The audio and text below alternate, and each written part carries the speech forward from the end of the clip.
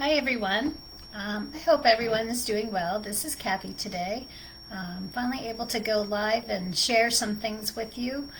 The month of June, I will be doing a Google series where I will be going through the different Google apps and the things related to Google.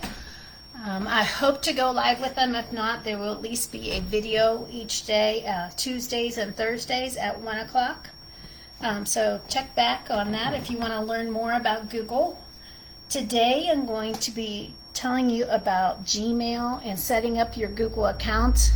There's actually more to it than you would expect there to be. So I'm not going to go as deep as I possibly can on this just because of time, but I will at least give you an overview so you know where to find some things that you could go back to later and look at.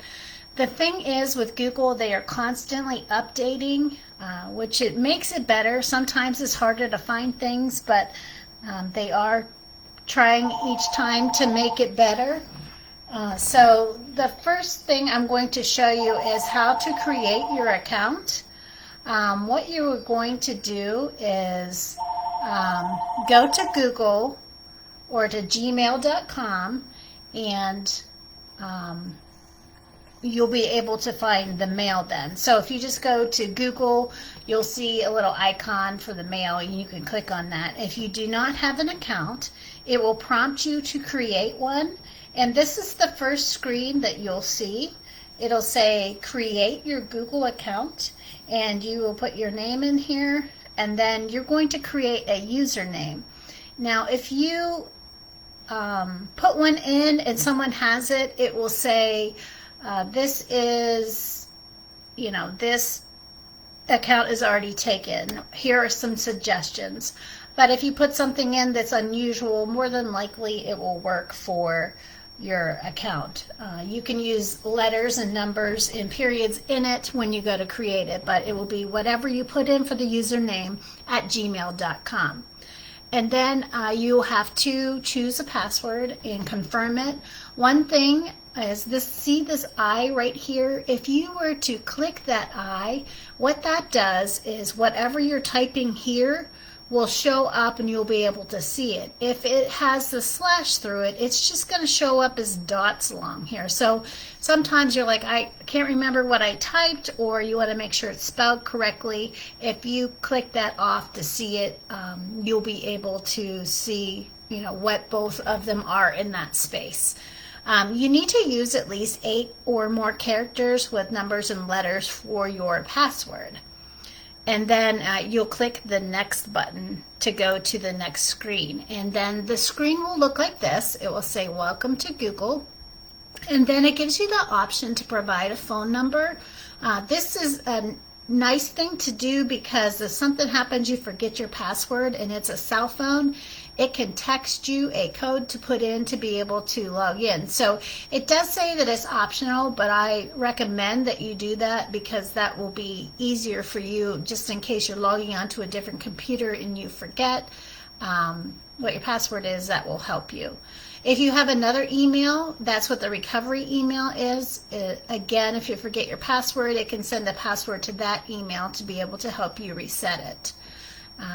This is your birthday, of course, and that's not shared, and also gender. And then if you click this, it'll give more explanation why they asked for it, but it's basically making sure that you're old enough to have an account and making sure that it's really you and not someone else falsifying information. So the next screen that you'll get when you set up the account is you will have this privacy and terms of service. It's basically telling you what they do with all your information, and then you have to click the agree button to be able to set up your account. And then once you get into your account after it has been set up, it will look like this. It'll say privacy, personalization, we keep your account protected, take the privacy checkup, and account storage. Once you create a Gmail account, you automatically get 15 gigs of storage in your Google Drive. And Google Drive is something that I will be doing a class about here shortly in the future. But I kind of clicked on the personal information just to show you what these all are. And you can click on where it's blue and get more detail, but for time's sake, I'm not going to click through everything. But when you set up your account, you can check it out. But under the personal information, you have the option to be able to set up a picture here. You can put a picture on your account and that will show up wherever you log into your account. Your name will show up, your birthday, gender, and your password. Of course, none of these things will be able to be seen by other people, but this is just for you to personalize your profile. The next section is there's data and personalization, and this is very nice because if you want to check your privacy and see how settings are, I would suggest click that Get Started, and it walks you through it. It's very easy to use, and it will suggest, say, maybe you want to have this turned on and this turned off, that kind of thing. That's good. That also has the activity controls here, and as you can see from mine, it basically is collecting data from these different things. Your location, if you have YouTube is now part of Google, so YouTube information. So you have the option to pause them, turn them off, or turn them on. So that's up to you, your personal preference, what you want to do with those settings. The next thing is ads. Now ads, you'll see them often as you're using things along the side. You can turn them off or on or change the settings for that. You can see your activity in your timeline based upon your location history if that's turned on. It's nice because you can go back and check, and maybe there's something you wanted to go back and see if you could get again. You could find it very easily this way, but you can also check and make sure someone else is not using your account that way too. Also, this gives you a summary of your services for your data here under your Google dashboard. So as far as your data, you do have the option of being able to download it to check it out. You can also determine what happens to your account once you no longer have it. And then if you decide, I don't want this anymore, you can delete certain things on here by that. You have language, input tools, accessibility, if you need like the screen reader or some other things. You can turn on safe search also for your search settings. So there's lots and lots of settings built right in with your Google account. And like I said, once you make an email, you automatically have a Google account. And there's lots of things that go with it. You can also do your checkup on your security here. For your signing in, if you use your phone, you can turn that on or off if you put a phone in there. Sometimes if I log on onto a different computer, I'll get a little text and I'll say, is this you trying to log in? And all you have to do on your phone is click yes, and it will let you log in on a different device without even putting the password in. It's two-step verification. Basically what that is, 2 steps, it's making your account more secure. So you're logging in somewhere and it's going to ask you, might send you a text or something saying, is this you logging in? Here's the code that you need to put in to log in. So basically it's just there for your security. Additionally, it will tell you devices that are currently signed into your account, and it will tell you what the device is. If it's a phone, if it's a tablet or whatever, it will tell you all of those right here. You can manage devices, take them off or add them. And then also it tells you how Chrome can use your account also, because Google Chrome and all of these things work hand in hand. And then you can go down here to turn on different things as far as that goes, turn it off or on. There's a lot of things there that you can go into. It is everything for your Google account once you create this. So this is what your inbox looks like. And when you get there, it's very nice because they have this setup progress here. And I'm not going to go into each of these things because they're very self-explanatory. So you've got your account created. If you click on these things, you can choose a theme for inside your mailbox. You can learn how to use your Gmail. It's a tutorial. You can import contacts and other mail You can get it to download to your mobile device, and you can change your profile. So all of these are set up originally when you get in here. Before you even use your email, you can change those things or go through them. It's very nice little tutorials to help you set it up to make it more user friendly. So up here, this is the first email you'll probably get. It'll say welcome to your new Google account. And anything in your box, if it's dark or bolden, that means it's not been read yet. So all you'll have to do is just click on it to be able to read it. This box up here, if you click it, if I had several emails here, it would select them all. So say you had a bunch, you could delete them all at one time if you wanted to. And this is your refresh. Now on the left hand side, you have some 3 dots. If you click that, that will give you more options in your mail. The compose is where you click to send an email to someone. Your inbox tells you how many new emails you have right here. You can star them, snooze, send, save a draft, and then there's more things, and I'll show you in a minute. You also have your account that you're logged into, and you can use some other things with this that I'll go into at another time. But when you go to send someone, you click that compose and you go to send someone an email. There are a lot of things that you can do with it. Up at the top, the recipient is where you'll put the person's email address in, and then the subject, and then under here is where you will compose the email to them. You can change the font type down at the bottom here. If you click this down arrow, it'll give you all different types of fonts that you can change. You can change the size. That's what the T's are. This will give you a drop down. You can change the size. You can do bold, italics, underline. The A is the text color. The paragraph spacing is right here, the next one. It gives you a drop down with more things. You can do indentions, that type of thing there. There are lists and bullets right here, numbers and bullets. You also have option to put quotations in there, and then this removes your formatting of your text. So you can attach all different types of files to this.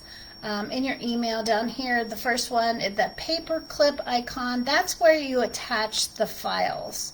You can put a document on there, a picture, something from your Google Drive account. That's what this little symbol is here. That's your Google Drive. You can attach something from a flash drive. You can attach something from your computer. Let me go back real quick. So it's pretty easy to do. You just click that. You could also drag and drop right into there. So say you want to send someone a picture or file, you can drag and drop it right into your email and do it that way also.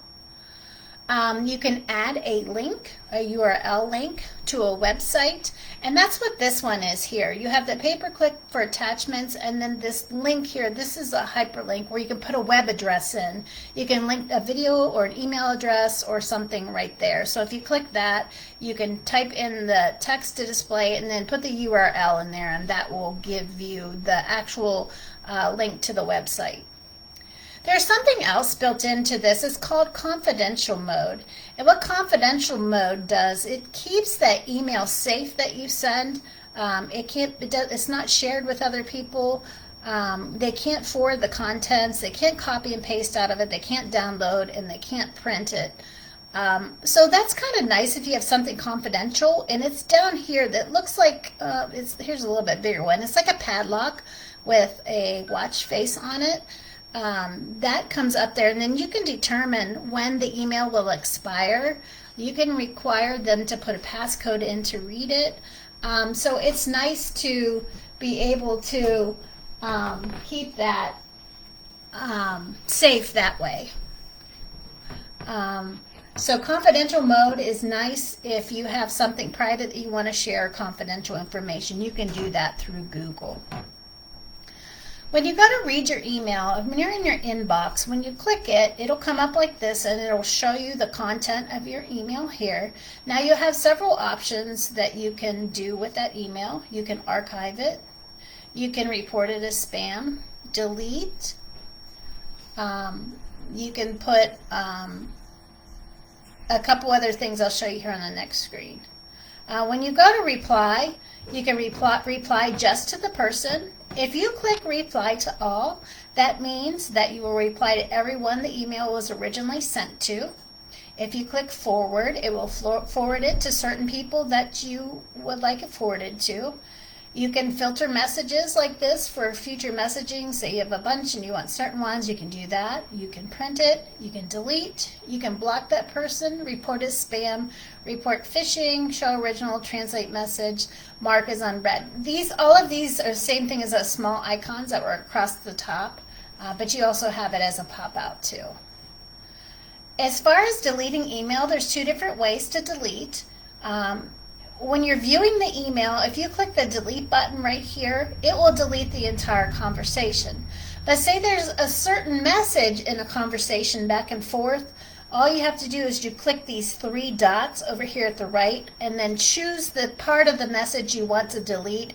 You can delete just a section of it. Say you've been going back and forth in a conversation, you decide that part that you put in there is no longer needed, so you want to take that part out and you only want to keep the original. You can delete part of the conversation instead of the whole thing. There's also labeling built in. If you go to the settings, it's kind of like a little cogwheel. It will bring you to a tab that's kind of here in the background. It will help you organize your email a little bit. You can change the label colors and separate things in your inbox. So if you go to labels, it'll say give me a new name, and so say you have a bunch of recipes that you emailed, you can type in recipes and then determine where you want to put it, and then anything you want to put in that little box for recipes, you can choose the color. So you can make a color for that, and so later on you'll see a little tag, you'll see up here says library, personal, travel, etc. On these, it would be color coded with the color that you wanted, and then if it was in your email, you can just drag it and drop it over there into that. So you have things organized and labeled a little bit. As far as attachments that you have, you can it will show you. So for example, this one here is a PDF, and if you want that PDF to save, so I have this PDF, if I click on it, you'll have a button that says download. You can download it to your computer, or you can automatically save it into your Google Drive. So that's nice that you have the option to save it in your Drive or download, so either one. If you put it in your Google Drive, you can get it anywhere you are when you are on your Google account on any device. Just remember, don't open attachments from people you don't know, because you don't know what's in that attachment. Here are a few time-saving tips. Say you have a whole bunch of things in here and you just want to delete them all out of your email all at once. You're like, I know I don't want all of those. If you click that button up at the top I was showing you earlier, it will select all of them. And when you select all of them, all you have to do is click delete, or this one is archive, whatever you want to do, and it'll clean up your email. That'll help you clean it up a little bit faster. As far as configuring your inbox, I don't know if you saw, there's across the top there was inbox and then social. So you can determine what tabs that you want to show up in there. So if you click on that tab up there, you can determine what you want to come up. If you just want your primary box, that's the only thing that will show up. You can even star emails that are important. So if you have an email, you'll see to the left of it there's a star. You can click that and change it a certain color. So maybe you read it and you want to go back later and read it. It'll be selected so that you can do that. Now, here's that little cogwheel, the flower, whatever you want to call it, for your settings. It looks like this. It would be under your picture on your account. If you click that, there are tons and tons of options built in here, and this is, I don't have the time to go through them all now, but if you had any kind of question, feel free to ask me and I'd be glad to help you with that. And again, you have more options here as far as determining the stars that you use, shortcuts. You can put a signature to your name. There's all kind of things that are built in to Google email. So here are a few safety tips to remember. Use a strong password when you create your account. Delete any email that looks suspicious. Don't download an attachment from somebody that you don't know or you did not ask for. these are some common email scams. You owe money, your computer may be affected, that kind of thing. A lot of banks lately saying that they're asking for your password, etc. Those are scams. So I just want to encourage you to, if you didn't know some of those things, check it out and see what you can learn. I want to put a little plug out there each day through the library. If you go to the library website, you can find me on Tech Help. I am on Zoom every day from 9 to 12, and all you have to do is click that link and join me, and I will be glad to answer any questions, especially while we're going through these Google series. You may have some questions, so feel free to jump on there and ask some questions if you need help. Thanks for joining me today, and hope to see you again Thursday.